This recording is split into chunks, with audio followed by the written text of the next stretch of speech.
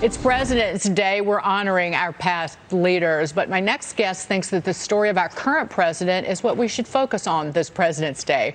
Joining us now, presidential historian, author of Inside Trump's White House, Doug Wead. Doug, always great to see you. What should we be focused on? Well, here's a president who keeps his promises. Surprise, surprise. I mean, he said he would move the American embassy to Jerusalem, and he did it. And 6 presidents, Dagan, promised that. George W. Bush was so adamant. He was so upset at Bill Clinton. He said, I'm going to do it on day one of my presidency. But in 8 years, he didn't do it. So when I got to interview Donald Trump, I said, why? What did you find out when you became president that gave you pause? Why did you do it and they didn't do it? He said, well, we were told there'd be war. The Pentagon came in, sat me down, said, if you move that embassy, 100,000 people will die in the Middle East. Erdogan told him. Emmanuel Macron met with him and privately said, if you move that embassy, there will be a war in the Middle East. 100,000 people will die. He said, I made a promise to the American people. Sometimes they know better than the experts. He moved the embassy. There was no war. That's really different. Well, he's done a lot of other things.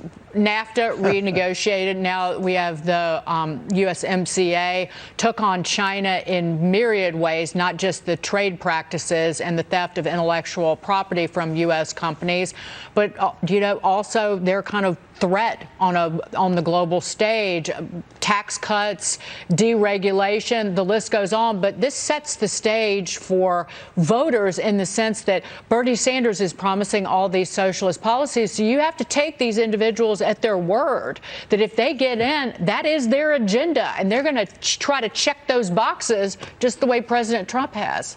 Yeah, we've been warned. Paul Bedard has cataloged 500 promises made and promises kept. And you mentioned NAFTA. I asked the president about that. He said NAFTA was 17,000 pages long. Conservatives criticized him. He's against free trade. He said 17,000 pages. The Bible is 1,000 pages, which means nobody on earth ever read NAFTA. It was filled with corruption and double deals. Doesn't take 17,000 pages to write free trade. So he blew it up and he got a better one that Mexico, Canada, and America like better. Even the Democrats like it better.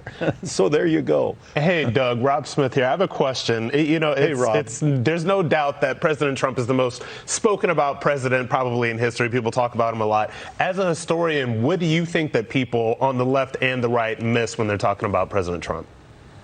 Well, what's interesting to me, it's a good question. I've met 6 presidents and interviewed them, and 5 of them I've known pretty well. Wrote a book with one and wrote books about 3 others of them. And what I've noticed is they're all adversarial in some form, and that includes Trump. Think of this, 25 of them were attorneys.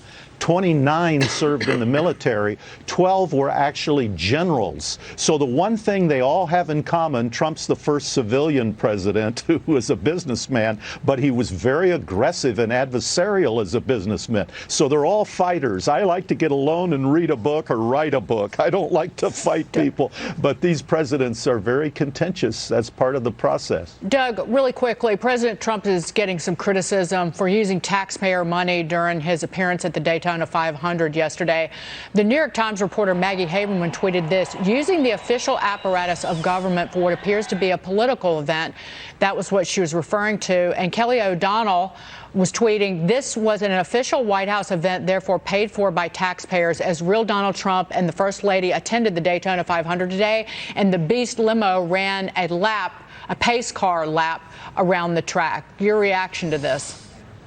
Yeah, every president gets that kind of criticism. They all get ridiculed. Abraham Lincoln was called an idiot by his commander-in-chief, and our dear imbecile by his Secretary of the Treasury. That's what happens to presidents, that we like to poke at them, and we do, but he's allowed to go to a race.